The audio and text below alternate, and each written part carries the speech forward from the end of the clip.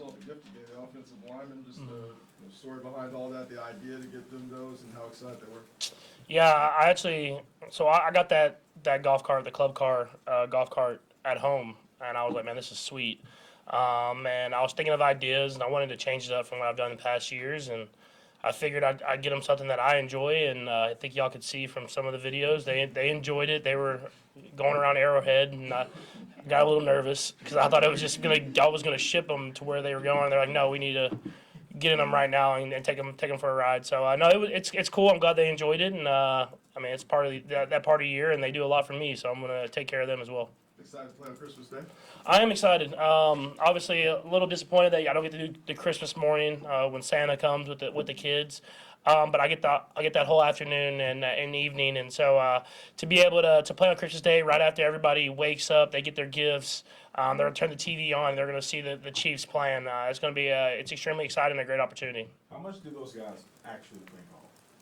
Yeah, so that's why I got the 4-seater. There's only a couple of them that actually play golf, and so that you have kind of that one actually it has a place for you to put your golf clubs if you wanna take it out to the golf course. But that's more for like the cruising around the neighborhood type golf cart. So I gave them the option where they could do both, but I chose more the comfort over the convenience of being on the golf course.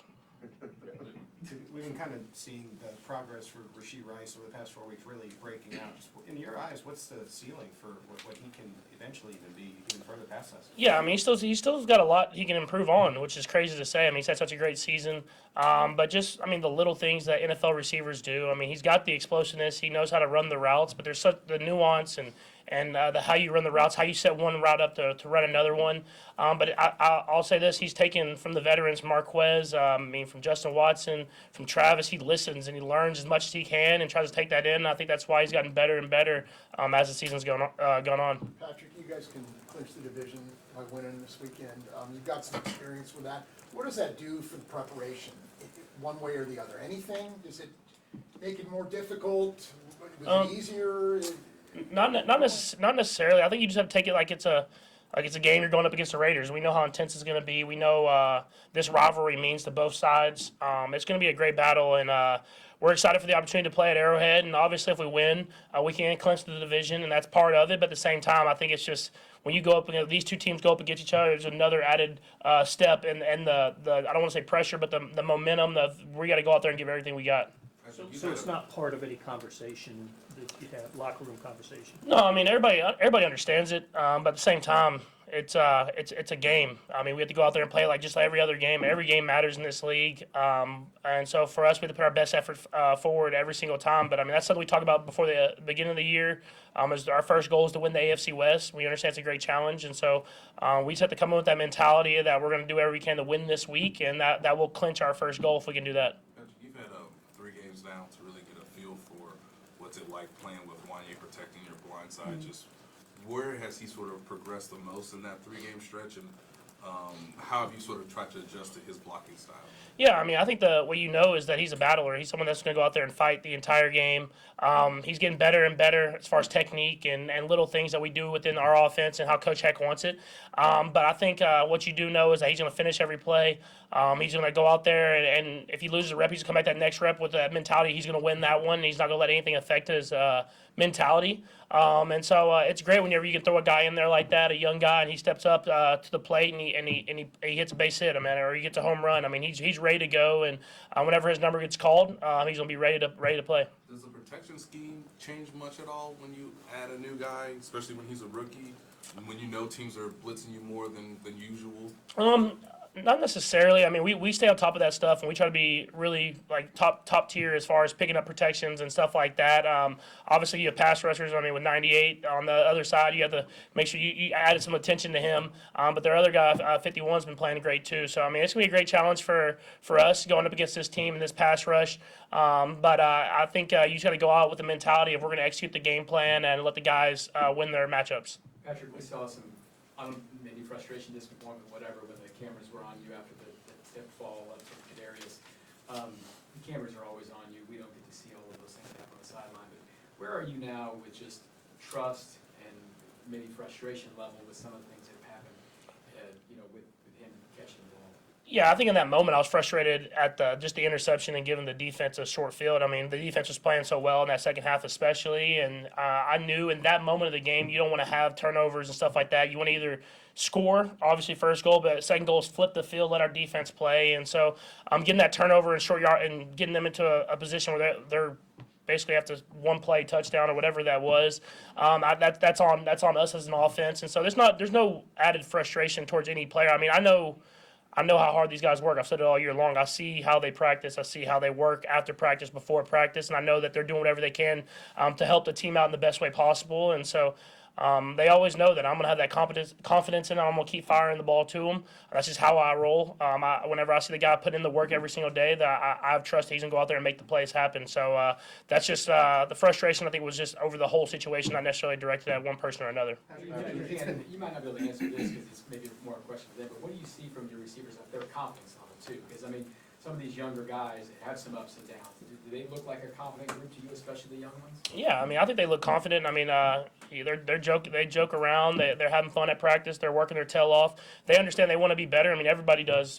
We want to be the best that we possibly can be.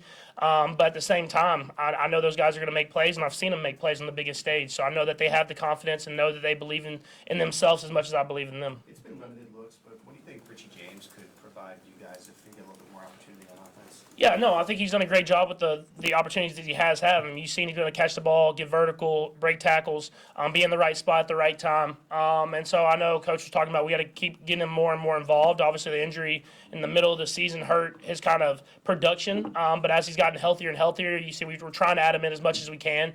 And I think the coaches are going to continue to do that because he offers a different skill set. He's a veteran guy that knows kind of where he needs to be at the right time. Matt? Patrick, the fine that you got for after the Bills game was a little bit heftier than players usually get for criticizing officiating. Did you get some explanation from the league as far as that goes? And is this just kind of the cost of doing business for speaking your mind in a spot like that? Yeah, I mean, you understand the consequences that they tell you before the year. And so obviously I had outbursts on the sideline and everybody saw it and on a big game. And so there's going to be consequences to that. And obviously I got the fine. And so now you just got to live with those consequences, learn from it, become better from it, and not try to let that happen again. But we kind of just kept it moving. I mean, that was a couple weeks ago now, and now we're just focused on the Raiders and how we can do whatever we can to beat them. You mentioned home run a little while ago. I want to get your thoughts on Royals' moves. Big time, man.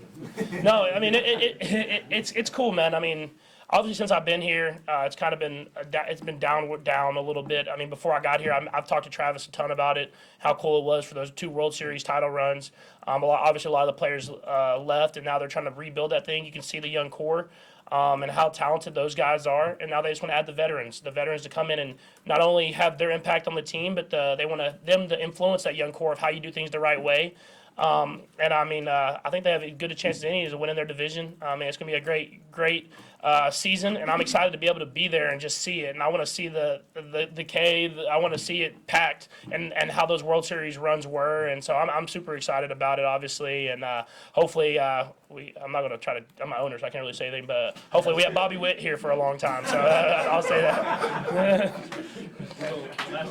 Just related to that, Patrick, any of the specific moves that charged you up the most? I know I saw you flex on the Twitter at one point. A couple things? Yeah, I think just adding to the rotation. I mean, we have a lot of talented young guys. I mean, if you look at Reagan, you look at Singer. I mean, some of those other guys that Chris that we just signed back. I mean, we got talented young guys, but to add those veterans, and Waka and Lugo, guys that have done it a lot of different places, know how to pitch, know how to teach other guys how to take their games to the next level, and then adding some bullpen guys as well. I mean, I think they've done a great job, and that's what their plan was. You could tell. I heard them talking about it, the GM talking about what the plan was, how they were going to go out and execute it, and they've done that. And so I don't know what else is in the works. I don't know, not that close, but hopefully we come into the season with some momentum going, and we can go out there and start off hot and finish even better. Last 2, Sam and Steve. Patrick, obviously the first priority in these last 3 games is to win them, but just with it being late season, do you look to accomplish something else additional to best set you guys up for the playoffs? You always want to be playing your best football going into the playoffs. I think that's what I've learned in my career is that